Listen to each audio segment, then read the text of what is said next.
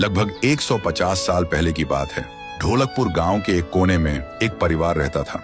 उस परिवार में था पीहू, उसका बड़े भाई साहुर और उनके मम्मी पापा। एक सुबह पीहू और साहुर घर के बाहर खेल रहे थे और अंदर उनकी मम्मी किचन में खाना बना रही थी। वो थोड़ी जल्दी में थी और तभी अचानक उनके कपड़ों में आग लग जाती है। वो चीख चीख के चिल्लाने लगती हैं। पीहू और साहुर मम्मी की चीख सुनकर भागकर अंदर आते हैं और जैसे ही मम्मी को जलते हुए देखते हैं वो चिल्लाते हैं, पापा जल्दी आओ पापा।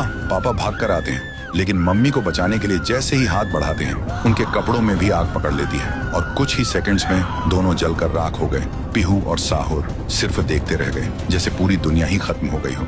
अब पीहू घर में अकेली रहने लगी और साहुर हर दिन खेतों में काम करता, सिर्फ इसलिए ताकि उसकी बहन भूख से ना रहे। एक पूर्णिमा की रात थी।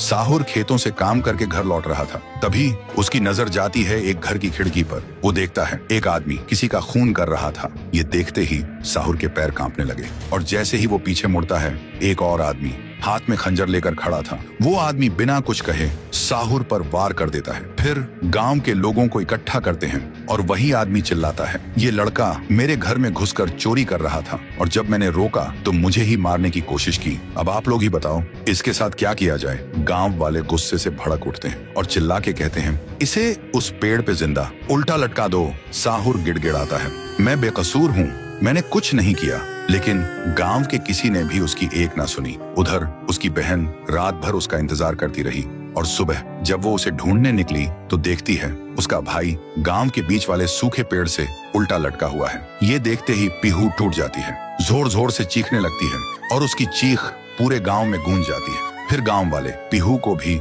चोर का बहन कहकर गांव से निकाल देते हैं और तब से साहुर की आत्मा उस पेड़ के अंदर समा गई थी और पीहू गांव के बाहर एक झोपड़ी में रहने लगी थी। रोज एक पेड़ के नीचे बैठकर भीख मांगती थी, लेकिन कोई भी उसे कुछ भी खाने को नहीं देता था।